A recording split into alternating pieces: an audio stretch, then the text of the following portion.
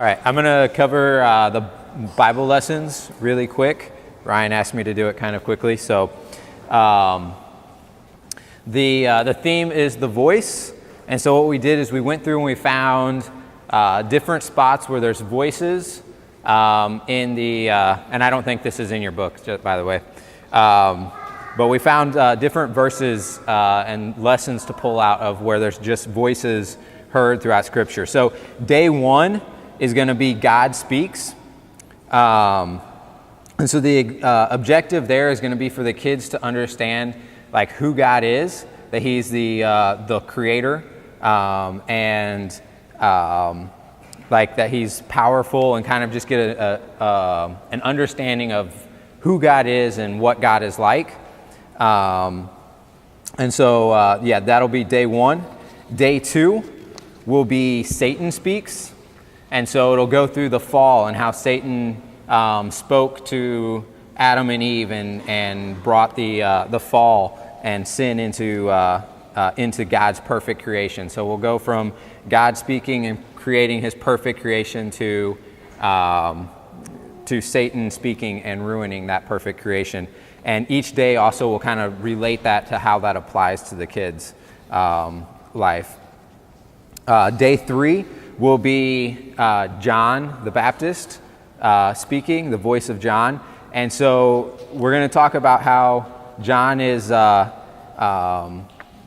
prepared the way for Christ, how he announced the coming of Christ that was predicted in the Old Testament, the promised one coming. And so we'll use that to kind of show that God was preparing, God was getting things ready for Christ's coming.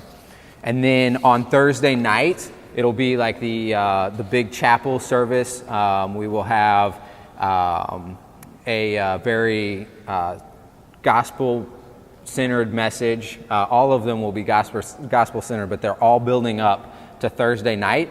And that will be the whole group together, and it'll be kind of the idea of Christ actually, instead of something that He says, but His willingness to lose His voice. In other words, His willingness to die, to put Himself aside for the kids. And then Friday will be kind of the idea that now there's a shepherd's voice, and Christ is now calling His lost sheep back to Himself. So that's kind of the overview, a quick overview of the lessons. With that, as especially for those of you that are counselors, you will be doing cabin times in the evenings with your group. And so you'll want to pay attention during the lesson in the morning so that you know how to tie that back into the cabin time. The cabin times kind of go along with these lessons, but if you don't remember what the lesson is from the morning, it's going to make it really hard to kind of tie it back in. But that'll be a perfect time. That cabin time is a perfect time to then be able to get the kids to really completely get that message that was spoken in the morning sunk into them, and help them to understand the importance of each day as it builds on. So, is that good?